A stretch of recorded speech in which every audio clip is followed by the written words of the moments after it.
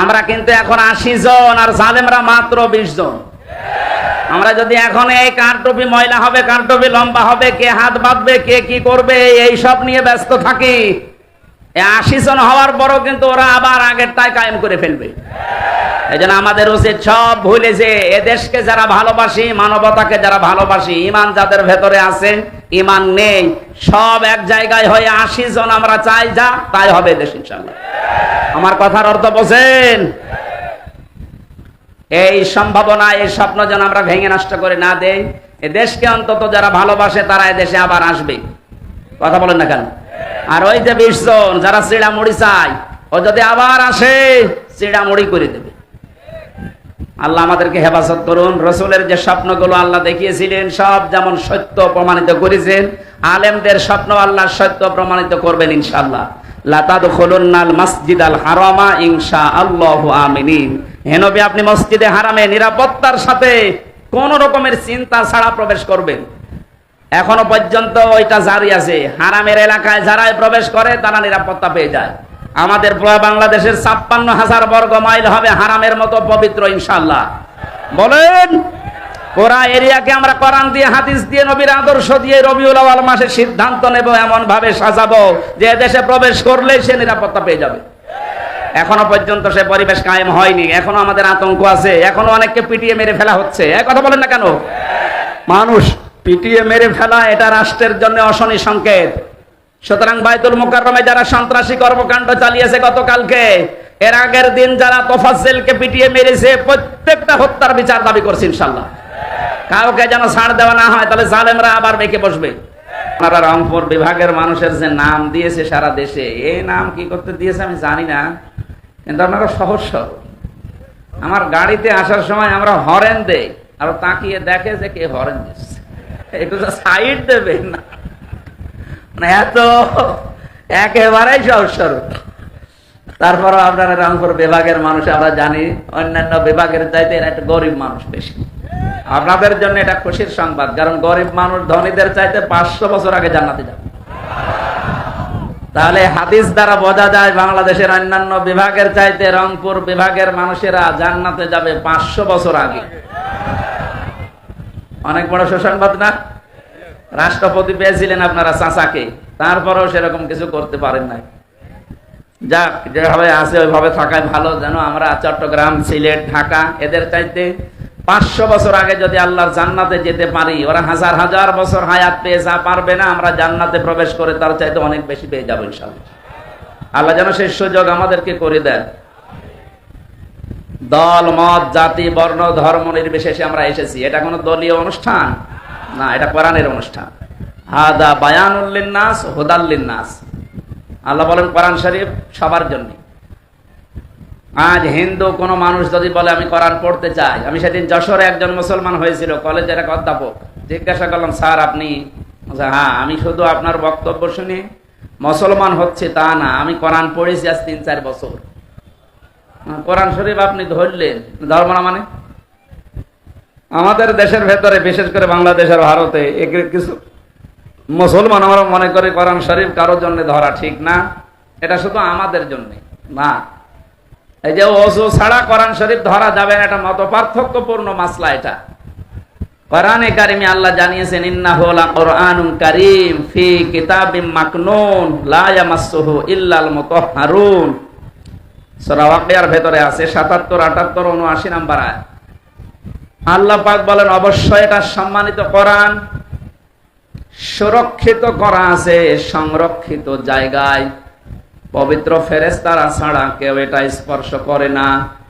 এবার আসেন তো বাস্তবে আয়াতটা মিলিয়ে দেখি যে কত ক্ষতি হয়ে যাচ্ছে আমাদের এই মাসলা ঘোষণা দেওয়ার কারণে। যারা বলেন যে ওযু ছাড়া কোরআন শরীফ ধরা যাবে না, অন্যান্য জাতির লোকেরা এর কাছে আসতে পারবে না, হেদায়েতের মশাল দিয়ে আল্লাহ পাঠিয়েছেন, তার নাম কোরআন শরীফ। তার নাম কি? কোরআন বাদ দিয়ে হেদায়েত দিতে পারে কেউ আছে দুনিয়ায়? নেই। এমনকি কোরআন যেখানে নেই ওখানে যদি কেউ ভালো হওয়ার নিয়তেও যায়, আল্লাহ নিজে দায়িত্ব নিয়ে তাকে আরো খারাপ বানিয়ে দেয়। কথা বুঝতেছেন না? বোঝেননি? মানিত্তাবাআল হুদা বিগাইরিল কোরআন আদাল্লাহুল্লাহ, তিরমিজি শরীফ। এই কথা বলেন কেন? কষ্ট হচ্ছে আমরা দেখতে পাচ্ছি, ওইভাবে থাকে। দিনের বেলা আসলে অনুষ্ঠানগুলো হয় না, রাতের বেলা শীতের সময় হয়। আপনারা ছাড়েন না, আমিও পারি না। আল্লাহু আকবার। কি করবো, এত চাপ চলছে এই স্বাধীনতার পর থেকে। আলহামদুলিল্লাহ, আল্লাহ যে স্বাধীনতা আমাদেরকে দিয়েছেন, কোটি কোটি বার শুকরিয়া জানাচ্ছি। আগস্টের 5 তারিখের আগেও এই দেশে আমি জামাতে ইসলামী করি, আমি বিএনপি করি, এ কথা বললেই মাস শুরু হয়ে যেত। জেল জরিমানা কেস কান তো আছে, তো পুরাটা আল্লাহ একেবারে পাহাড়ের মতো উল্টিয়ে দিচ্ছে। এখন এই দেশে কারো বুকের পাঠা আছে যে বলতে পারে আমি আওয়ামী লীগ করি? বলে দেখেন তো, জায়গায় কবর হয়ে যাবেন না। কালকে জোর করে নামাজ পড়াতে এসেছিল বায়তুল মোকাররমে, পিটিয়ে বের করে দিয়েছে মানুষ। কারণ ওই দলে যারা আছে, ও নামাজ পড়া তো দূরের কথা, ওর নামাজ ওর পেছনে হবে কি করি? যে লোকটা নৌকা মার্কা নিয়ে দাঁড়াতে পারে, ওর পেছনে নামাজ হয় নাকি আরো নিচে নামা লাগবে? আমার মনে হয় বাংলাদেশে নৌকা মার্কায় না দাঁড়িয়ে কেউ যদি কুকুর মার্কায় দাঁড়ায়, তাও সে পাশ করার সম্ভাবনা সামনে আছে। কিন্তু এটাকে আল্লাহ একেবারে ঘৃণিত করে দিয়েছে। ইয়াজিদকে যেমন ঘৃণিত করে দিয়েছে, ইয়াজিদ নামটা কিন্তু ভালো, তো এত ঘৃণিত করে দিয়েছে জুলুম করার কারণে। একটা হিন্দুকেও যদি বলেন, ও কিন্তু ইসলাম কিছু জানে না, তারপরও যদি বলেন তোর ছেলে হয়েছে 5,000 টাকা দেবো, ইয়াজিদ রাখ, একটা নাম হইল, ও গালি। ইয়াজিদ নামটা হিন্দুর কাছেও গালি। আমি তো বিশ্বের বহু দেশে গেছি, ইহুদি, খ্রিস্টান, বৌদ্ধ, হিন্দু, মুসলমান সবার সাথে আমার মেশাজ। ইয়াজিদের নাম আমি আজ পর্যন্ত কারো শুনিও নি, কোনো জায়গায় পাইও নি। অথচ নামটা কত সুন্দর দেখিয়েছেন, ইয়াজিদ। আজ যারা সুন্দর নামের বড়াই করে, আপনাদের এই বিভাগের এই জেলার বৌমা, এই নামটাও গালি হয়ে যাবে। কালের আবর্তনে দেখবেন এই নামটাও মানুষ গালি হিসাবে ব্যবহার করবে। কাউকে যদি ঘষেটি বেগম বলেন যেমন রেগে যায়, কাউকে যদি ওই নামে ডাকেন সেও রেগে যাবে। এটা শুধু ওনার জন্য না, দোষ হচ্ছে ওনার কাজকর্মের।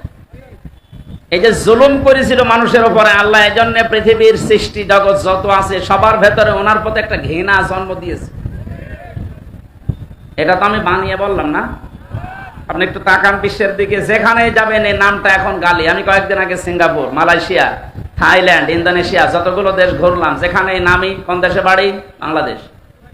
এই একজনের নাম বলে, যেখানে একজন ফেরাউন আছে না, কি বলবো না, নে উনি এখন শ্বশুর বাড়ি আছে। কোথায় আছে? যদিও শ্বশুর বাড়ি আপনাদের এখানে, চলে গেছে, আল্লাহ মিলিয়ে দিয়েছে আরেক জায়গায়।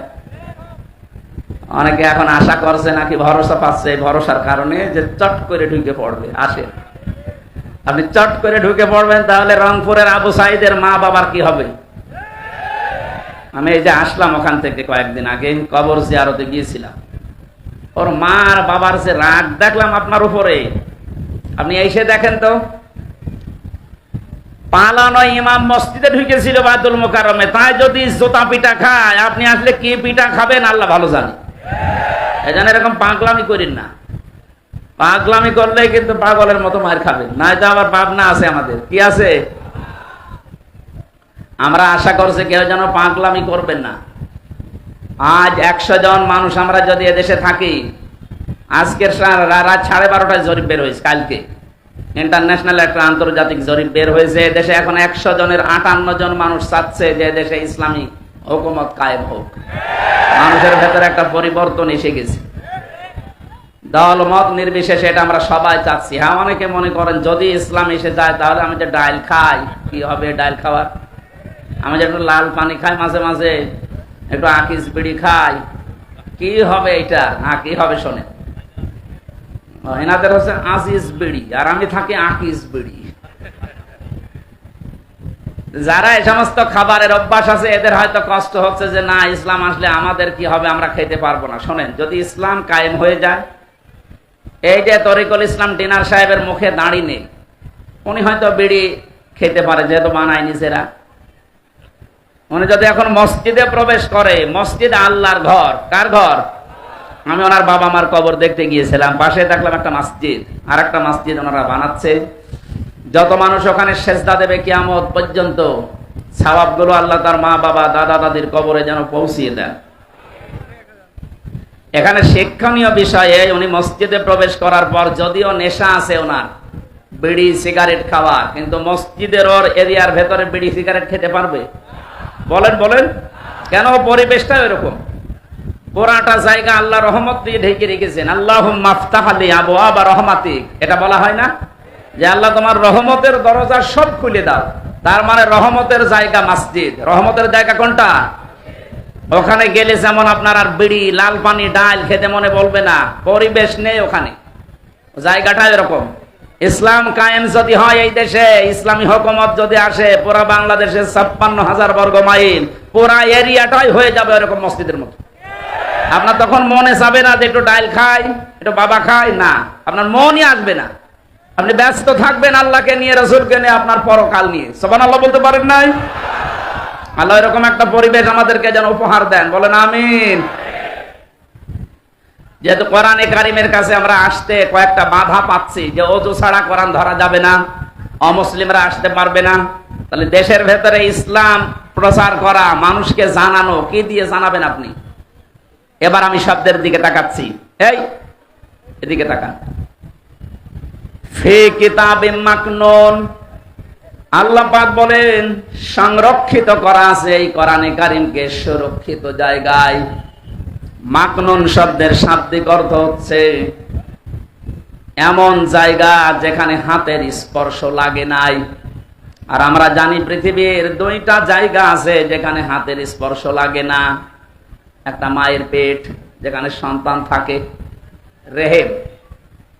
2 নম্বরে লাওহে মাহফুজ, যেখানে ফেরেশতা ছাড়া কেউ হাত দিতে পারে না। আয়াতের পরবর্তীতে যে শব্দটা আল্লাহ দিলেন, লা ইয়ামাসসুহু ইল্লাল মুতাহহারুন, এই যে স্পর্শ করে না তাহারাত ব্যতীত। তার মানে মুতাহহারুনের ব্যাখ্যা বেশি আমি 2টা, 1 নম্বরে পবিত্র, 2 নম্বরে নিষ্পাপ। ও বাংলার মানুষেরা, পৃথিবীতে কেউ 100% পবিত্র থাকা সম্ভব? বলেন না কেন? 2 নম্বরে আমরা কেউ নিষ্পাপ না। এটা 1 নম্বরে ধরা যায় ফেরেশতাদের, তারা পবিত্র, 2 নম্বরে তারা নিষ্পাপ। তার মানে এই আয়াতটা মুখাতেব, এই যে হু দিয়ে আল্লাহ লাওহে মাহফুজের দিকে ইঙ্গিত দিলেন, ইশারা দিলেন, এটা দ্বারা বোঝা যায় এটা দুনিয়ার ভূখণ্ড না, এটা আরশে লাওহে মাহফুজের জন্য খাস। কোরআনে কারিমকে যদি আমরা সহজ করে দিতে পারতাম, আজকে যেমন সবাই এসেছি দলমত নির্বিশেষে, এটা যদি হিন্দুদের কিতাবের মতো, বৌদ্ধদের কিতাবের মতো, ইহুদি খ্রিস্টানদের কিতাবের মতো কেউ যেতে পারবেন না তা না, সবার জন্য ওপেন করে দিতাম, এদেশে আমার মনে হয় আরো ধীরে ধীরে না খুব তাড়াতাড়ি মানুষ ইসলামে আসতে পারতো। আর রংপুরবাসী, আমি এখান থেকে যেটা মেসেজ দিতে চাই জাতিকে, ওযু ছাড়া কোরআন ধরা যাবে না, এটা কিছু কিছু আলেমের মত আছে, কিন্তু অধিকাংশ ওলামা ইকরামের মত হচ্ছে যদি গোসল ফরজ না হয় তাহলে আপনি যে কোনো অবস্থায় কোরআন ধরা পড়া আপনার জন্য জায়েজ। কারণ আপনার জীবন চালাতে হবে তো কোরআন দেখে। কথা বলেন না কেন? বাবার জীবনী দেখে জীবন চালাতে পারবেন? অনেকে তো এটা আরম্ভ করেছিল, যা করবেন আমার বাবার মতো করেন। কিন্তু কোরআনে কারিম জানিয়েছে আপনি যা করবেন যেন কোরআন কেন্দ্রিক হয়, নবীর হাদিস কেন্দ্রিক হয়। কথা বলেন ঠিক কিনা? লরেন বুথের নাম শুনেছি আমরা, টনি বেলাওয়ারের শালিকা। এ মহিলা আমেরিকা থেকে যখন এসেছে, ওকে ইহুদি আর খ্রিস্টানরা মিলে অনেক টাকা পয়সা দিয়ে পাঠিয়েছে যে মুসলমানদেরকে অন্য ধর্মে নিয়ে আসা লাগবে। এখন মুসলিমদেরকে যদি অন্য ধর্মে নিয়ে যেতে হয়, আপনাকে আগে ইসলাম সম্পর্কে জানা লাগবে। এখানে কি সমস্যা? কি যান বাইরে, যান বাইরে যান। লরেন বুথ এই মহিলা ইরানের তেহরান বিমানবন্দরে নামার পর এক মুসলমানকে ডাক দিয়ে বলছে, ভাই আমি মুসলমান হব না, আমি একজন খ্রিস্টান, কিন্তু আমি ইসলাম জানতে চাই। কোন বই পড়লে অথেন্টিক ভাবে ইসলাম জানা যাবে আপনি সেইটা আমারে দিন। আপনাকে যদি কোনো হিন্দু এসে বলে আমি ইসলাম জানতে চাই কিন্তু আমি গ্রহণ করব না, আমি কি পড়লে সঠিক ইসলাম জানতে পারবো, কি দেবেন বলেন তো? এখন প্রশ্ন আসতে পারে না, তো হিন্দু মানুষ খ্রিস্টান, ওকে কোরআন দেবেন মানে তো ওযু নেই। এই মহিলাকে কোরআন শরীফ শুধু না তাফসীর সহ দিয়েছিল মুসলমান। 3টা বছর পরে যখন এই মুসলমান হচ্ছে, সাংবাদিকরা প্রশ্ন করেছিল তামাম দুনিয়া এখন সবচাইতে বেশি মানুষ বাস করে খ্রিস্টান ধর্মে, এরপরে মুসলিম। তা আপনি খ্রিস্টান থেকে মুসলমান হচ্ছেন মানে? লরেন বুথ বলেছে, আমি কোরআন পড়ে 53 জায়গায় লাল দাগ দিয়েছিলাম।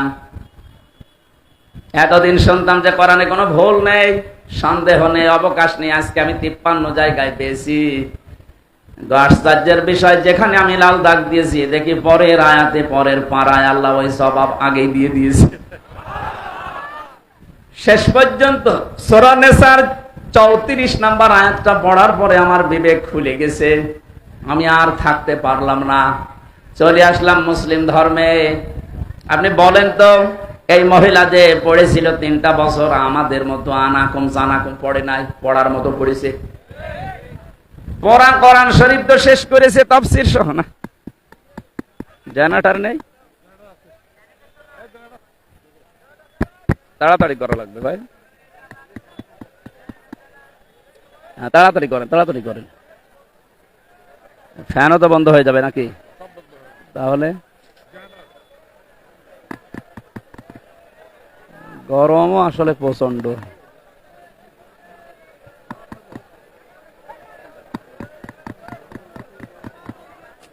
আরে ভাই, এত দেরি হয় কি করে? ওখানে একজন বসিয়ে রাখেন।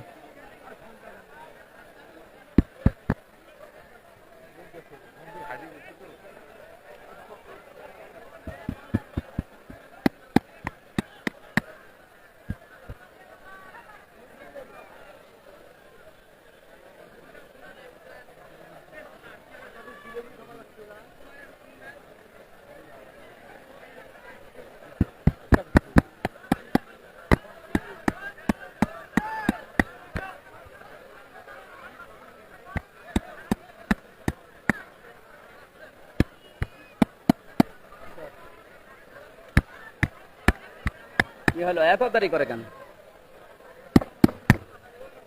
সুবহানাল্লাহ, আলহামদুলিল্লাহ, লা ইলাহা ইল্লাল্লাহ।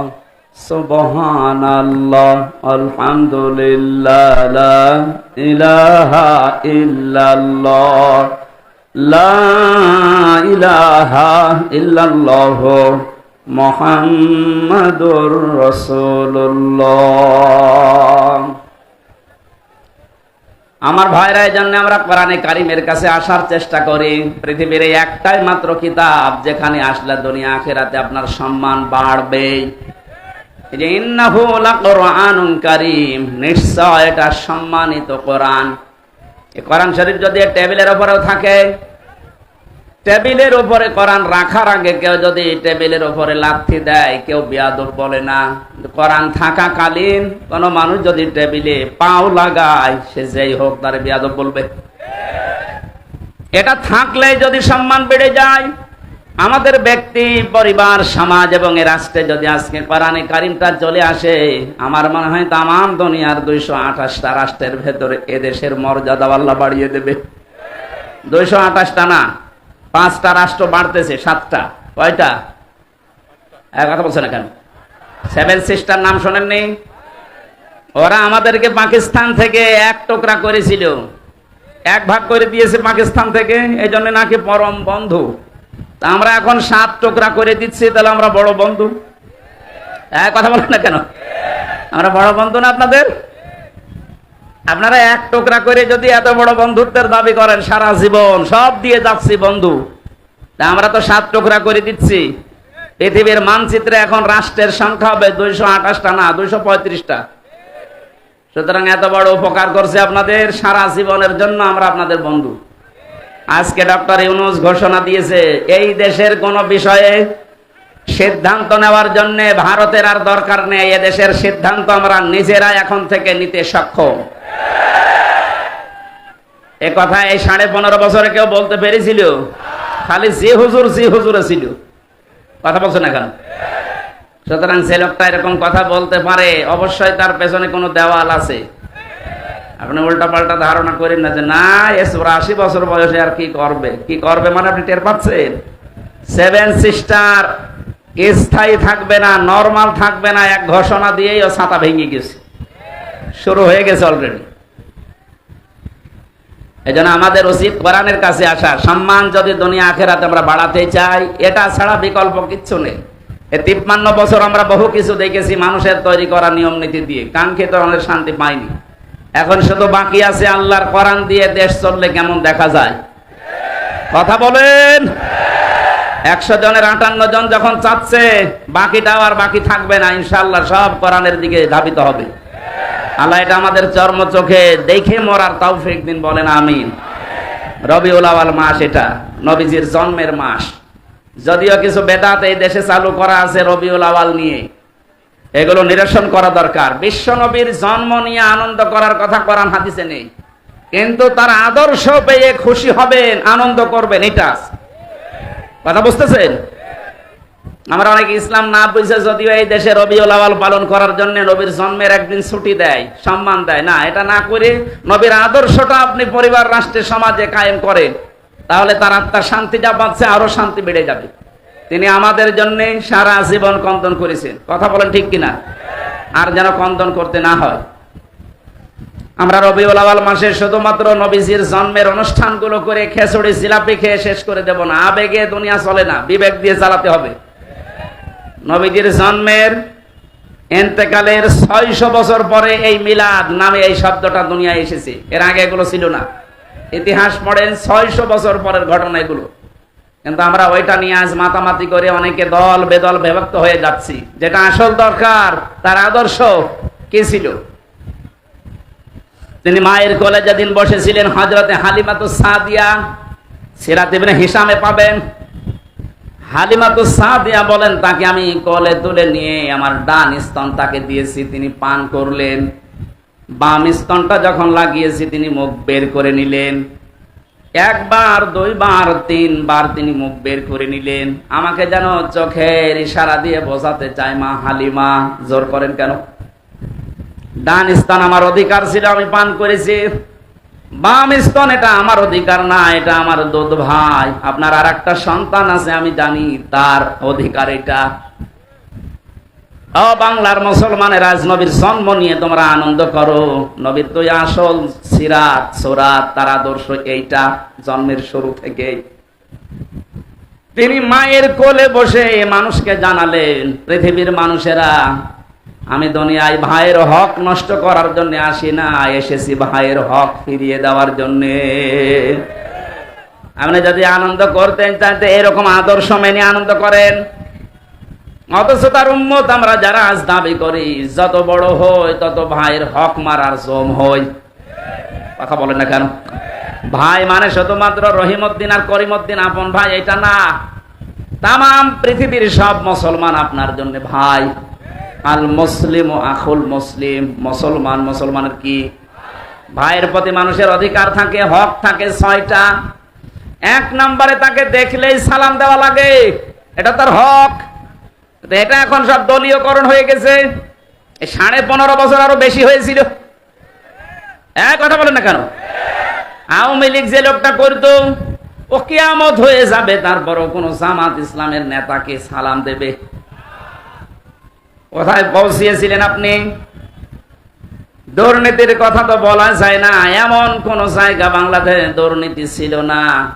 জাতীয় মসজিদের ইমাম পর্যন্ত দুর্নীতির কারণে পালিয়ে গেছে, কারণ নিজে জানতো যে আমি অবৈধ। এখানে ওঠার মতো যোগ্যতা সম্পন্ন আলেম এদেশে বহু আছে, তাদেরকে বাদ দিয়ে কওমি জননী ঘোষণা দিয়ে উনি ওই জায়গায় গিয়েছিল। এই জন্যই তো জনগণ এখন আর মেনে নিতে পারছে না। কথা বলেন ঠিক কিনা? নিরপেক্ষ ভাবে, সঠিক ভাবে, সত্য যেভাবে আসে ওভাবে যদি আসতো, একটা ইমামকে কেউ জুতা পিটা দিয়ে বের করে দেয়।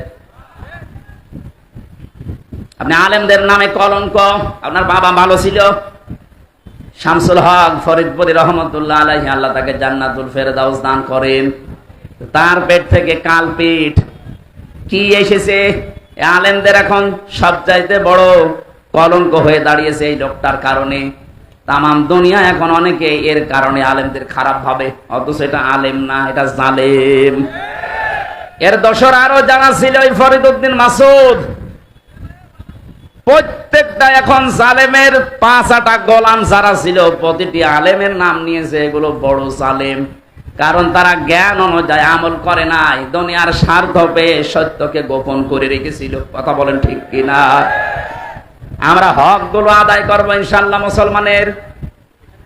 নবীজি নিজের মায়ের কোলে বসে যদি দুধ মায়ের কোলে বসে মানুষের ভাইয়ের হক কষ্ট না করে, হক ফিরিয়ে দেয়, আমরা যাদের রবিউল আউয়াল মাসে এইটা নিতে পারতাম যে যতদিন দুনিয়ায় আছি কারো হক যেন আমার দ্বারা নষ্ট না হয়, তাহলে এ দেশে দরবেশের মতো আপনি মামলা খেতেন না। কথা বলেন না কেন? যে কয়জনই দায়িত্বে ছিল তাকান, আপনাদের এখানে যিনি ছিল তিনি এখনো লাল ঘরে। আমি মনে করতাম পারেন মুখ মোটা মনে হয় ভালো মানুষ, এখন তার ফিরিস্তি বের হচ্ছে। এগুলো যদি আদালত কর্তৃক প্রমাণ হয়, ও লোকটার মরণ পর্যন্ত জেলে থাকা লাগবে। আপনি কি করলেন এত টাকা কামাই করে? পর পর আপনি মন্ত্রিত্ব পেলেন, এরপর আপনার জীবনটা শেষ করে দিলেন। এখন যাই করেছিলেন কিছু এখন ভোগ করতে পারবেন না। সারা জীবন ওই শানের উপরে মাটিতে ফ্লোরে থাকা লাগবে। আমাদেরকে যেভাবে কষ্ট দিয়েছিলেন 3 বছর জেলখানায়, আপনাদের ওইভাবে আল্লাহ দেবে। রবিউল আউয়াল মাস যেহেতু, এটা আমি একটা গুরুত্বপূর্ণ শিক্ষা নিয়ে আয়াত পড়েছি, সূরা ফাতিহা 27 নম্বর আয়াত, প্রথম অংশটা। ফাতা মানে বিজয়। ফাতা মানে কি? আল্লাহ আমাদেরকে একটা বিজয় দেননি? এটা এখনো পর্যন্ত 100 জনের 14 জন স্বীকার করছে না এই দেশে। গত 12 দিনের রিপোর্ট এসেছে, এই দেশে এখনো 100 জনের 14 জন মানুষ এই বিজয় পেয়ে আনন্দ না, এরা এখনো নারাজ। বিজয় পেয়ে যদি কেউ খুশি না হয়, ওটা কি বৈধ সন্তান? 71-এ বিজয় পাওয়ার পরে যে মানুষগুলো খুশি না, ওগুলো বৈধ না। এই 24-এর 5 আগস্টে বিজয় হওয়ার পরে এখনো যারা খুশি হতে পারেননি, আপনিও এদেশের জন্য বৈধ না। হ্যাঁ, কথা বলেন না কেন? যেখানে আপনার স্থান চলে যান। এদেশের বৈধ মানুষ আমরা যারা আছি, এখানে বাস করার মতো তারাই থাকতে চায়। আর আপনি পরিচয় দিয়ে ঘুরে দাঁড়াতে পারবেনও না। আমার মনে হয় মাওলানা মামুনুল হক গত কয়েকদিন আগে ঘোষণা দিয়েছে, এদেশে যারা জালেম ছিল 1628 জন নাম করা, যারা চেয়ারে ছিল, আর এদের যারা দোসর ছিল বিভিন্ন জেলা উপজেলা থানাতে, এদের নামের তালিকা করে মোড়ে মোড়ে টাঙিয়ে দেন, যেন এই জালেমরা মরণের আগে এদেশে আর ঢুকতে না পারে। আসলেই পিটিয়ে মেরে ফেলার দরকার নেই, হাড় মাড় ভেঙে দেবেন। কারণ মানুষগুলো বহু মানুষের হাড় ভেঙেছে দুনিয়ায়। কথা বলেন ঠিক কিনা? আবু জেহেলের বাড়ি পায়খানা হয়েছে, কারণ সেখানে বসে ও সলা পরামর্শ করতো ইসলামের বিরুদ্ধে, নবীর বিরুদ্ধে। তাহলে আমি এখান থেকে একটা মাসলা বের করতে চাই, আবু জেহেলের বাড়ি যে জায়গাটা কি কম দামি নাকি? কাবার পাশে কত দামি জায়গা বলেন তো? এত দামি জায়গা যদি শুধু জুলুমের বাস করার কারণে জালেমরা বাস করতো আর সলা পরামর্শ করতো ইসলামের বিরুদ্ধে, রসুলের বিরুদ্ধে, এই কারণে পুরা জায়গাটা আল্লাহ ইন্টারন্যাশনাল পায়খানা বানিয়ে দিয়েছে। এদেশেও যারা বিভিন্ন নম্বরে বসে বসে, আমি নাম নিলাম না, এই 34-35 নম্বর বাড়ি আছে না, কত রকমের নম্বরের বাড়ি, এ বাড়িতে যারা বসে বসে সলা পরামর্শ করতেন আলেমদের বিরুদ্ধে, ইসলামের বিরুদ্ধে, আর জালেমদের বসবাসের জায়গা এগুলো, আমার মনে হয় এগুলো জাতীয় পায়খানা বানানো দরকার। সারা দেশের লোক যাবে, মানুষ বুঝবে যে এটা আবু জেহেলেরই একরকম বাড়ি। কারণ জুলুম করলে সবার অন্তর থেকে মায়া মহব্বত তুলে দেন কে? আর যদি কেউ ন্যায়ের উপরে থাকে, তার প্রতি ভালোবাসা মহব্বত তৈরি করে দেয় কে? এটাকে আমি বানালাম না। সূরা মারিয়ামের 96 নম্বর আয়াতে আল্লাহ জানিয়েছেন, ইন্নাল্লাযীনা আমানু ওয়া আমিলুস সলিহাতি সায়াজআলু লাহুমুর রহমানু উদ্দা। কোন মানুষ যদি ঈমান অনুযায়ী ভালো ভালো কাজের আঞ্জাম দেয়, নেক কাজগুলো করে, তার প্রতি সৃষ্টি জগতের মহব্বত ভালোবাসা তৈরি করে দেয় আল্লাহ নিজে। যেমন আল্লামা সাঈদী, কথা বলছে না কেন? এদেশের দল মত নির্বিশেষে আমি পেয়েছি, শুধু ওই 14 জন যারা এখনো খুশি না, ওরা বাদ দিয়ে 100 জনের 86 জন মানুষ এই দেশে আল্লামা সাঈদীকে ভালো মানুষ মনে করে। আমি আজকে যে বাড়িতে গিয়েছিলাম তরিক ভাইয়ের, প্রাণের পাখি, সেই 90 সালের দিকে ওখানে এসেছিলেন। আজান দিচ্ছে, একজন জবাব দিয়ে দিলে হয়ে যাবে, অসুবিধা নেই, একজন জবাব দিয়ে দেন, হয়ে যাবে। আমরা কোরআনের সূরা ফাতিহা থেকে যে আয়াত পড়েছি, তাফসীর আকারে কথা বলার জন্য এগিয়ে যাচ্ছি। লাকাদ সাদাকাল্লাহু রাসূলাহুর রুয়া বিল হক। আল্লাহ পাক বলেন, অবশ্যই আমি আল্লাহ আমার রাসূলকে যে স্বপ্ন দেখিয়েছিলাম এই স্বপ্নকে বাস্তবে রূপ দেব। এই যে রাসূলের যে স্বপ্ন, এই স্বপ্নকে বাস্তবতায় নিয়ে আসবেন কে? আমার প্রতিটি কথায় শিক্ষা আছে। রাসূলুল্লাহকে আল্লাহ যে স্বপ্ন দেখালেন এই স্বপ্নকে বাস্তবে রূপ দেওয়ার ঘোষণা দিয়েছেন, বলেন তো কে? নবীজি এই স্বপ্ন বাস্তবায়ন করবেন না আল্লাহ?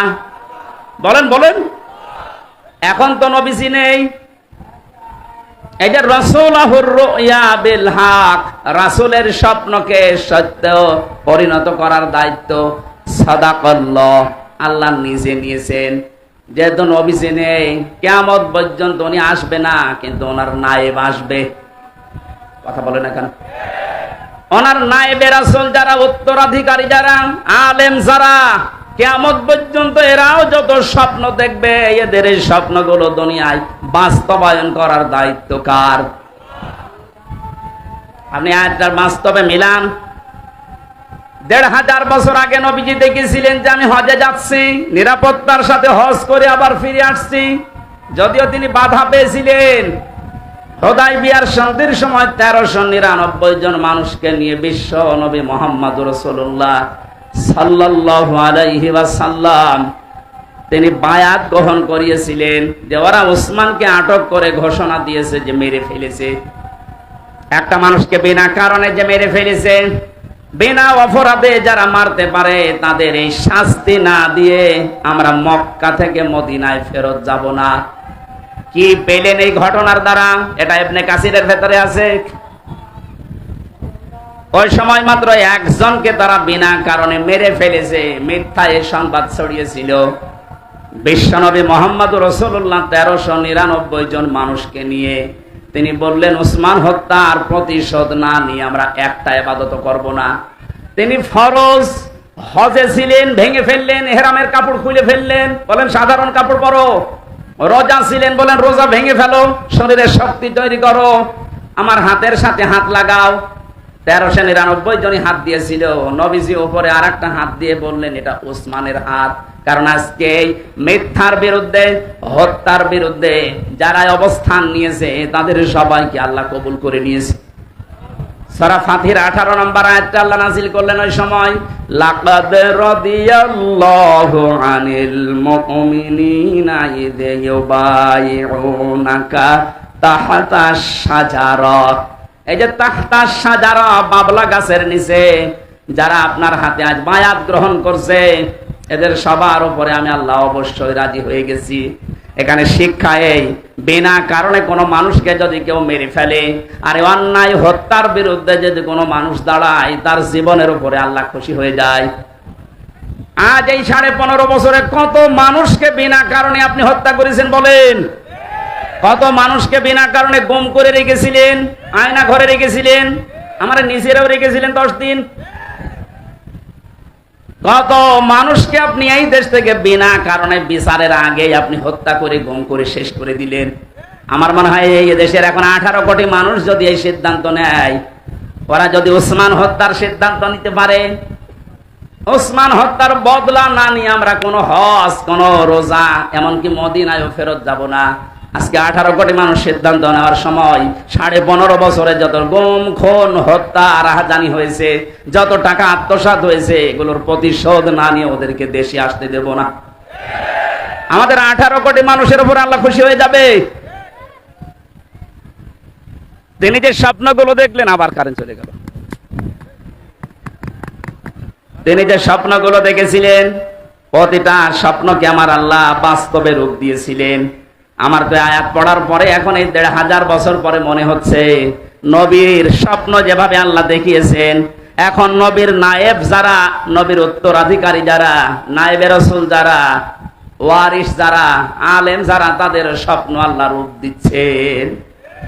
কোরআনের পাখি আল্লামা সাঈদী বলেছিলেন, এদেশে জালেমরা ইঁদুরের গর্ত পাবে না। ঠিক কাজ পাচ্ছে না? কথা বলেন। পাচ্ছে না, তার প্রমাণ কি? এতে কালামানিক বিসি পর্যন্ত উড়ে গেছে। বাকি যা আছে আপনি তাকান, একটাও গর্ত পাচ্ছে না, যেগুলো লুকিয়েছে থাকতে পারবে না। কালকে আমার প্রশাসনের সর্বোচ্চ পর্যায়ের গোয়েন্দা বিভাগের একজনের সাথে কথা হয়েছে। হুজুর, ওই যে হাউং আঙ্কেল আছে না, হাউং আঙ্কেল, ও আছে আমাদের হেফাজতে, 2-1 দিন পরেই ওরে আমরা বের করব। কোথায় লুকাবেন? যারা টাকা পাচার করেছিলেন বাইরে, টাকাগুলো ইমিডিয়েটলি তাড়াতাড়ি দেশে নিয়ে আসার চেষ্টা করেন। যদি দেশে নিয়ে আসতে না পারেন, আপনাদের ছেলে মেয়ে বউ সবই দেশের কাজে লাগানো হবে, সব বাজেয়াপ্ত করা হবে রাষ্ট্রের। কথা বলে না কেন? এইটাই ওদের শাস্তি। কোরআনের পাখির আর একটা স্বপ্ন আমরা শুনেছিলাম, বলেছিল শুধু নাড়া দেব, দিল্লি গিয়ে পড়বা, তাই পড়েছে। পৃথিবীর 228টা রাষ্ট্র কোন জায়গায় গেল না, একেবারে মামু বাড়ি। উনি যা বলেছিল 100 ভাগ খাপের খাপ, মমতাজের বাপ। দ্বিতীয় নাম্বার ওনার স্বপ্ন ছিল এই পৃথিবীর ময়দানে বাংলাদেশ নামে যে দেশটা, এখানে জালেমদের নাকের উপরে কালেমার পতাকা উড়বে। আমার মনে হয় সেই স্বপ্ন পূরণ হতে যাচ্ছে।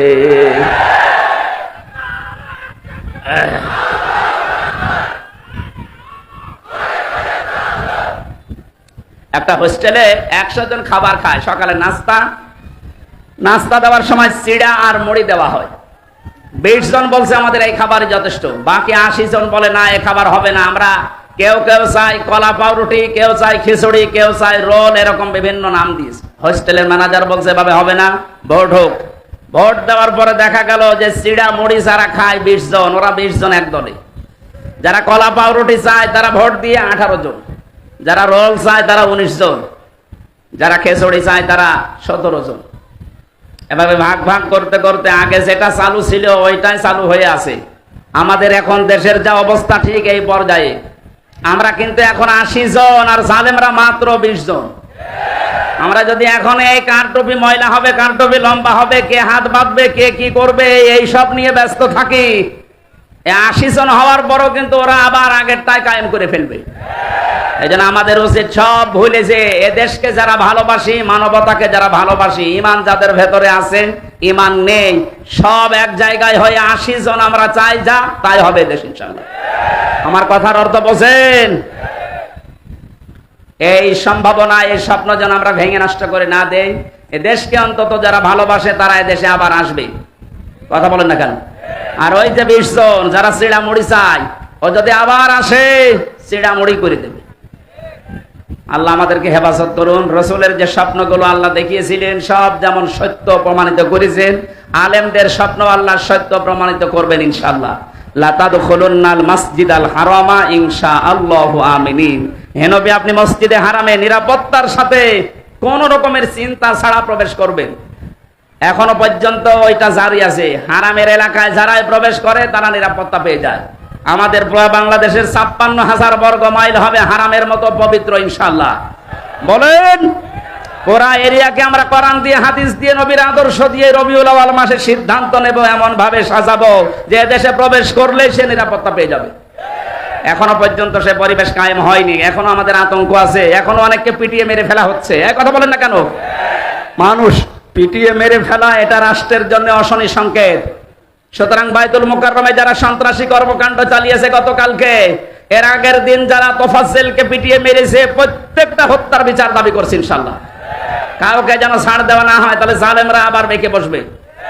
আল্লাহ আমাদেরকে বোঝার তৌফিক দিন, আমিন। এখন নামাজ পড়বেন এখানে, আর সময় নেই, আমরা মোনাজাত করে শেষ করে নামাজ পড়ে যান।